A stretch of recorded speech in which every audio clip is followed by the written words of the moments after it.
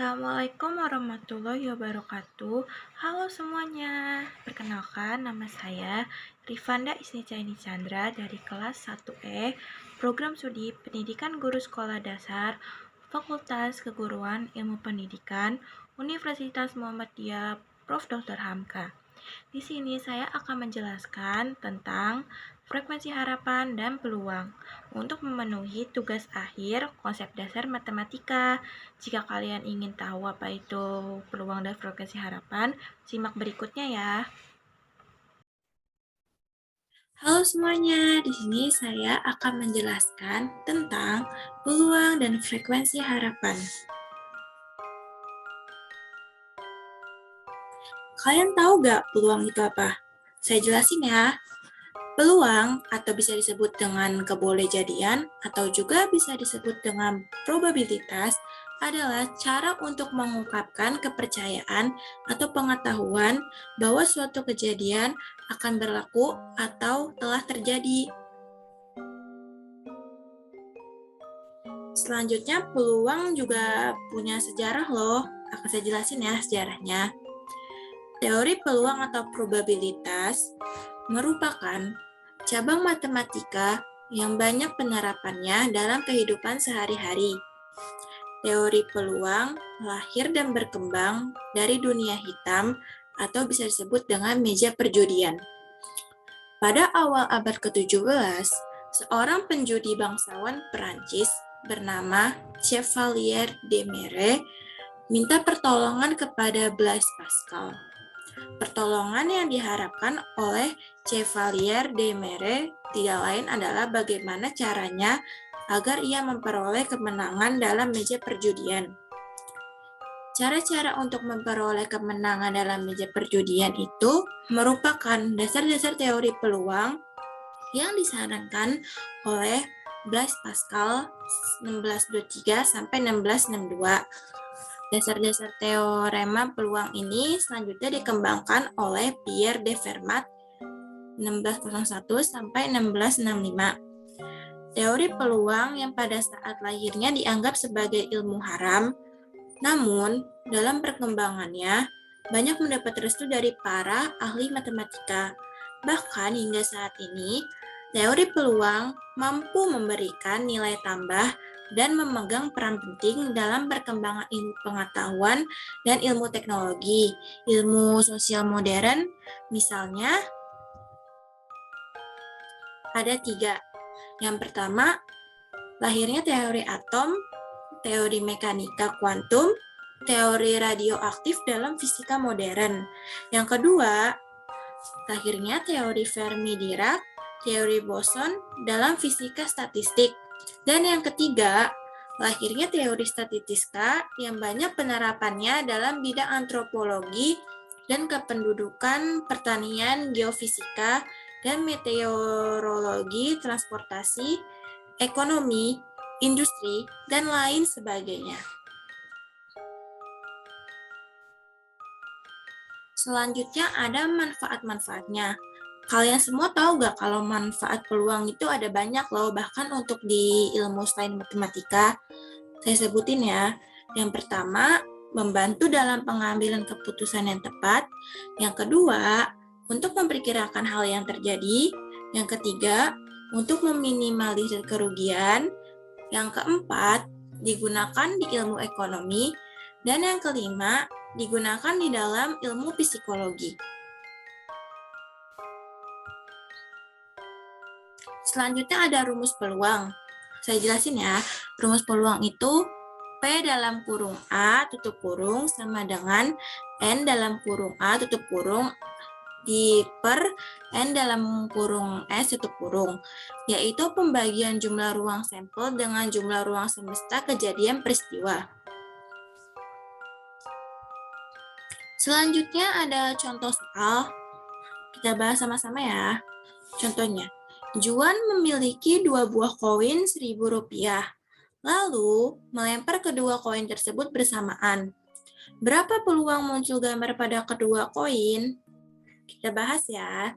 Misal A sama dengan angka, dan G sama dengan gambar. Maka ruang sampelnya adalah kurung kurawal, buka kurung, A, G, tutup kurung, koma, buka kurung, A, A, tutup kurung, koma, kurang dalam kurung, G, A, tutup kurung, koma, dalam kurung, G, tutup kurung, G, dalam kurung, tutup kurung kurawal. N dalam kurung S tutup kurung sama dengan 4. Banyaknya titik sampel muncul gambar di kedua koin adalah G dalam kurung G, G tutup kurung adalah N dalam kurung A tutup kurung sama dengan 1. P dalam kurung A tutup kurung sama dengan N dalam kurung A tutup kurung per N dalam kurung S tutup kurung sama dengan 1/4. Jadi peluang muncul keduanya gambar adalah 1/4. Kita lanjut soal berikutnya ya. Sebuah dadu lalu dilempar 1 kali. Berapa peluang munculnya mata dadu 5? Jawabannya adalah banyaknya titik sampel N dalam kurung S adalah sama dengan 6. Titik sampel dadu bernilai 5, N dalam kurung A tutup kurung sama dengan 1. P dalam kurung A tutup kurung sama dengan N dalam kurung A tutup kurung per N dalam kurung A N dalam kurung S tutup kurung sama dengan 1/6. Jadi peluang munculnya mata dadu 5 adalah 1/6.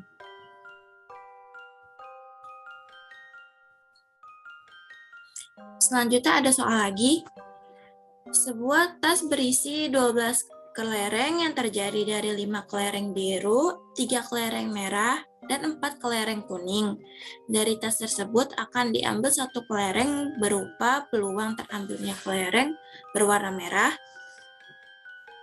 Jawabannya adalah banyaknya titik sampel N dalam kurung S tutup kurung sama dengan 5 ditambah 3 ditambah 4 sama dengan 12. Titik sampel kelereng merah N dalam kurung A tutup kurung sama dengan 3. P dalam kurung A tutup kurung sama dengan N dalam kurung A tutup kurung per N dalam kurung S tutup kurung sama dengan 3/12. Disederhanain jadi 1/4. Jadi peluang terambil kelereng berwarna merah adalah 1/4. Gimana teman-teman semua? Udah ngerti? Kalau sudah, kita lanjut ke frekuensi harapan ya. Akan saya jelaskan apa itu frekuensi harapan.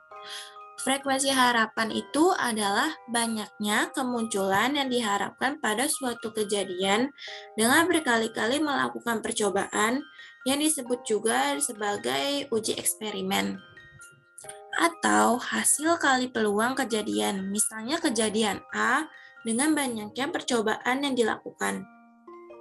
Mudahnya gini, kalian pernah gak bermain ludo? Melempar dua dadu secara bersamaan, lalu berharap akan muncul angka 6 di kedua mata dadu? Jika pernah, berarti kalian sudah menerapkan teori frekuensi harapan. Selanjutnya ada rumus frekuensi harapan. Rumusnya adalah FH sama dengan P dalam kurung K tutup kurung kali N. Keterangannya adalah FH itu frekuensi harapan, K itu kejadian, N itu banyak percobaan. Selanjutnya di sini ada contoh soal ya teman-teman. Sebuah dadu dilemparkan ke atas sebanyak 36 kali. Berapa frekuensi harapan munculnya dadu bernomor 3? Diketahui, misal K adalah kejadian munculnya mata dadu bernomor 3, sehingga P dalam kurung K tutup kurung sama dengan 1/6. N sama dengan 36. Jawabannya adalah, kita masuk ke frekuensi harapan rumusnya dulu ya. Rumusnya adalah FH sama dengan P dalam kurung K tutup kurung dikali N. Jadi 1/6 dikali 36 sama dengan 6. Jadi frekuensi harapan munculnya mata dadu bernomor 3 dari 36 kali pelemparan adalah 6 kali.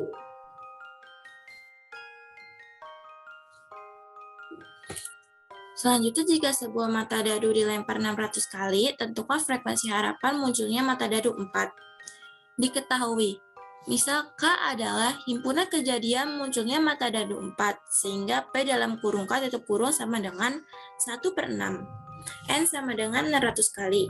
Jawabannya adalah FH sama dengan P dalam kurung K tutup kurung dikali N. Jadi sama dengan 1/6 dikali 600.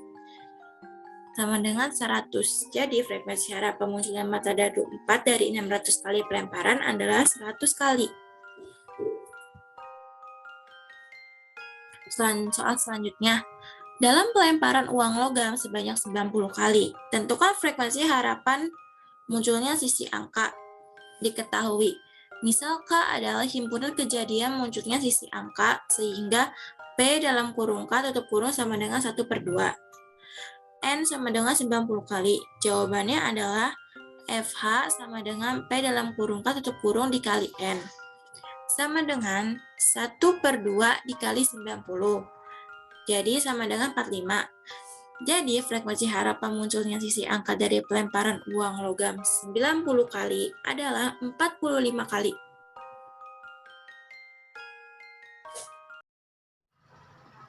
Sekian penjelasan dari saya mengenai peluang dan frekuensi harapan. Kurang lebihnya mohon maaf. Assalamualaikum warahmatullahi wabarakatuh.